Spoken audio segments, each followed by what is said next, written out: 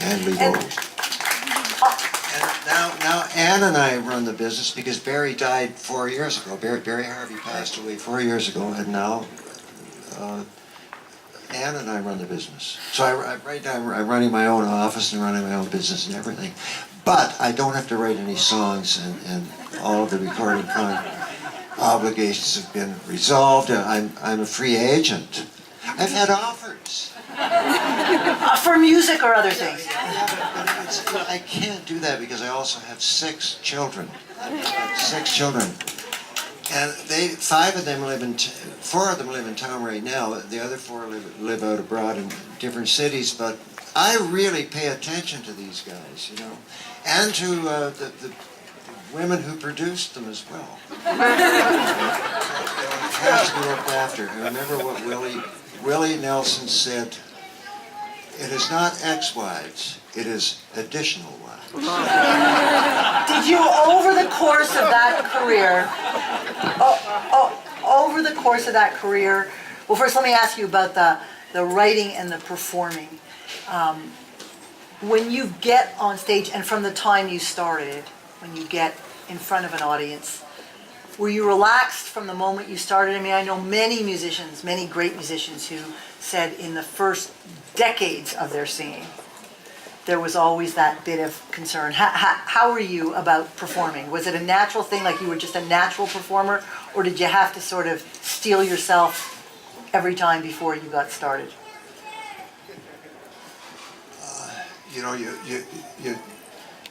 led me in a kind of an interesting sort of a thing. I was the kind of guy who if I wasn't doing really well, I wouldn't have known the difference because also I drank up until 1982, and when I drank, It all sounded good. I wouldn't really be sure. I would know, but I wouldn't really be positively sure that my instruments were exactly in tune. That's the only part about it that bothered me. Doing the shows was fine. I was getting through it fine until I began to do irrational things, and that does happen to most alcoholics at one point or another. And that was when I stopped and then found myself noticing that my guitar was a little bit out of tune. Never seemed to affect your audiences, although So in the next few years, I spent learning how to tune my guitar. And The next 20 years, I've never stopped learning how to tune my guitars, and I have 2 12-string guitars. And so you can understand that when you add the 6-string guitar, that's 30 strings that I have to tune every day. Great. Better when you're sober. I read somewhere, and I'm not sure whether you said it seriously or tongue-in-cheek, that when you stopped drinking, you actually found songwriting harder. Is that true, or? That probably comes from the fact that it got spread out by a lot more. Like it took a lot more time to do it, you know, when you didn't have the fuel. So alcohol actually, for you, alcohol was helpful. And then you know, coffee, cigarettes, maybe a Benny or 2. Yeah, just a little. So he replaced his drinking with Bennies, did he? Yeah. It seems to go hand in hand. I mean, the music world and, at least for a good part of the music world, and flirting with, playing with, getting deeply involved with alcohol, drugs. Is there just that natural connection? I mean, are the people who can make music naturally attracted to that? Is it part of that life? Is it living, you know, it just, you hardly know a great musician who hasn't either all through his career or her career, or for good parts of it, had serious friendships with alcohol and drugs.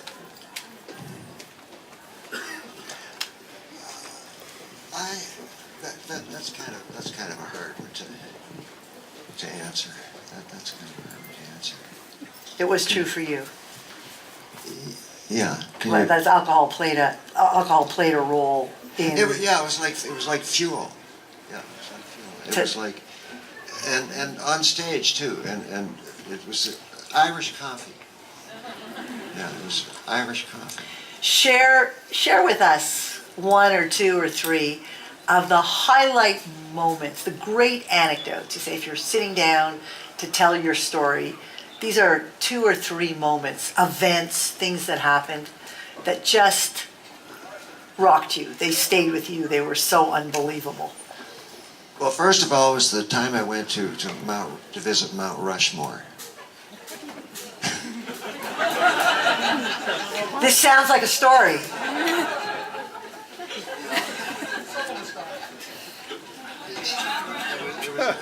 It was not so much the this is the natural part. You know, the seedy stuff. I don't know. I once spent but a whole week in Paris, France, in about 2 days. But take us to Mount Rushmore. What happened at Mount Rushmore? Well, okay. It was one of the. It was a bright. It was a royal day. In royal suit in the fall, and all the tourists had gone home. Yeah. And so the park people knew I was in town. So they also got a big airplane factory out there in Cedar Rapids, South Dakota. Right. And the guys from the who worked at the airplane plant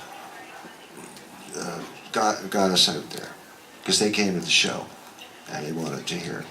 They wanted to hear the wreck of the Edmund Fitzgerald. So do we. So we do that one every show. And so we went out, and it was just one of those days. It was crackling cold, and the leaves were snapping under our feet, and we went into the buildings, and there was nobody around, just our band and a couple of crew members, and they played the video. You know, it was wasn't that advanced by then.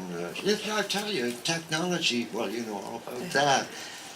And watching how it was built, and watching the old films of the guys climbing up the sides of these faces, you know, of these Faces. With ladders and ropes, and saying that, but the whole time they carved the whole thing, that nobody got killed. Yeah. Nobody got killed. So you watched a video of the actual construction of Mount Rushmore? Is that? Yeah, it takes about a half an hour. The rest of the time, we went out to the regular viewing areas on this wonderful day, and the sun was shining on the. It was the nature of it, that man-made part of the nature of it. It made it memorable. It never left my mind. And the colors of autumn. You know, it's interesting you say that. I was struck reading different things about you, about a comparison that was made between you and the Group of Seven, that you are to music, and particularly Canadian-inspired music, what the Group of Seven was and is to our landscape. So the outdoors is a big part of who you are and what inspires you? Yes. Huge. And do you still find yourself at times doing things out in nature and Well, I can get into it now, but I really get into it for about 20 years there. I did a lot of canoe tripping. But with canoe tripping, that's something where you gotta be there to know what canoe tripping is about. So I won't get into it.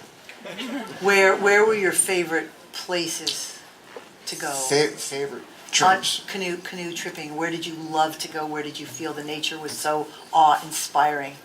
Well, the first time I ever did, I ran down the Rupert River. It took us 27 days, and it was my very first trip. One was tripping. After about 3 days, I swore to God I would never go on another canoe trip for as long as I lived. During the following year, I discovered another river. I was going through my maps one day, and I noticed another river up to the north that flows out of the same lake, Lake Mistassini, about 500 miles north of Montreal, where we had shipped the canoes on in advance. We used to send our canoes out by train before we left, 3 or 4 weeks before we left to where we were going. And, well, what was the rhyme of the story? I was... Well, just you know, where you I like, said I wouldn't get into it. yeah, just where you like to go, you know, where, the Rupert River. It was called the East Main River, and that one took 28 days. And I started getting into that, and I just remember one thing about it that always stuck with me. I remember one portage that was 300 feet straight up and 300 feet. That would take some strength. Let me switch gears on you. More than just strength. Will. That was a 30-day trip, and then I did the Copper Mine the following year, the same one that Pierre Trudeau did, except I did it before him. Then we did the Churchill, which goes from the Lake Elah right across northern Saskatchewan and swings south into Manitoba, and it ends up around Flin Flon somewhere at Denair Beach, and it takes about 26 days. Then we did the South Nahanni, which was a mountain river, which went from McMillan Pass to Fort Simpson. It was only a 17-day trip, but it was a fast trip because it was a very fast river, and it was one of the places where I had one of my 5 only upsets I ever had in 10 trips. Then we went back over to northern Quebec, and we took the trains and the canoes all the way up to Shefferville, to the Smallwood Reservoir, and we canoed from there all the way up to Angava Bay. It was about a 29-day trip. Did you write at all when you were on those trips? No, of course not. I wrote one song in my head while I was up there. I'll get into it for a minute. And then we did another one in northern Quebec. It was an 8-day. On that trip, I found there was only 2 of us. Bob Dion and myself went up. He was a partner. I traveled with him on 5 of the trips. We found a golden eagle grounded there, and fed it and had lunch with it. It was the largest eagle I think that the only time I ever saw an eagle larger than that was when I was down in Tasmania. There must be something, though, between that, and that's just why I brought it up, between that kind of both arduous and completely natural trip, some spiritual thing that fills you with something that allows that great music and that great songwriting to have happened. It did. I wrote one song, Shadows, while I was on the trail. Right. I wrote a song, Shadows, on the trail. And after we'd done all these rivers, we took on the granddaddy of them all, the Kazan, in the eastern Northwest Territories, and we went down there with extreme headwinds. It took us 33 days. Wow, those are They serious were getting trips. ready to send out a search party. My mother was getting worried about me. And those wives and children. Let me switch gears. Let me switch gears on you a little bit. You talked about amazing artists who've covered your work. It'd be interesting for us to know the music makers who you love to listen to, in addition to your own music. Whose music touches you when you listen to it? I really like Bob Dylan. I think Bob Dylan is a tremendous. I love Neil Young. Neil Young is a wonderful songwriter, wonderful performer. I'd move those 2 guys a little further up in the pecking order than where I'm at. But we do all right, though. Yeah, you know, you do great. It's interesting to hear who else. It's a totem pole. You're going to put some music on that isn't yours. Who else do you like to listen to? Christopherson. Yes. I love Willie Nelson. I love Judy Collins, and I love Joni Mitchell, and I love Bonnie Dobson. And I love Joan Baez. I love her sister Mimi Baez. Really? Mimi Baez. Okay. And did I say Willie Nelson or anything else? Yeah, but you could say him again.